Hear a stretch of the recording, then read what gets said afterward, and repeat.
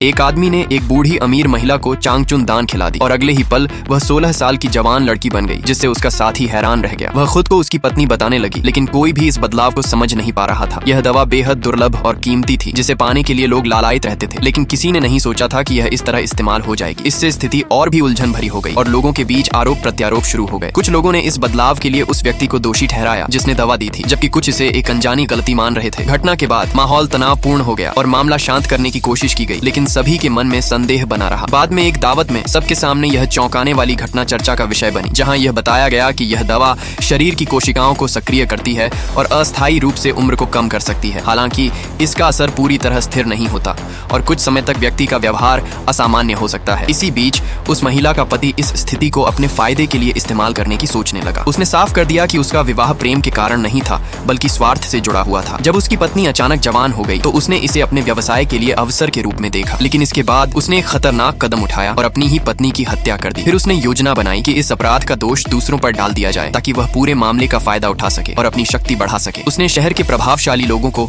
एक खास दावत में बुलाया, जहां वह इस घटना को अपने तरीके से प्रस्तुत करना चाहता था। दूसरी ओर कुछ लोग इस पूरी घटना को अलौकिक मान रहे थे, जबकि कुछ इसे किसी उन्नत तकनीक या अज्ञात शक्ति का परिणाम समझ रहे थे। दावत के दिन सभी लोग इकट्ठा हुए और उन व्यक्तियों को भी बुलाया गया जिन पर आरोप लगाया जा रहा था। वहां सबके सामने उन पर हत्या का इल्जाम लगाया गया, जिससे माहौल और भी गंभीर हो गया। हालांकि आरोपित लोगों ने खुद को निर्दोष बताया और कहा कि उन्हें फंसाया जा रहा है। कुछ गवाहों ने भी अपनी बात रखी, जिससे स्थिति और जटिल हो गई। आखिरकार यह स्पष्ट हो गया कि यह मामला जितना सरल दिख रहा था उतना नहीं है। इसके पीछे कई परतें और छुपे हुए सच थे जो अभी सामने आना बाकी थे।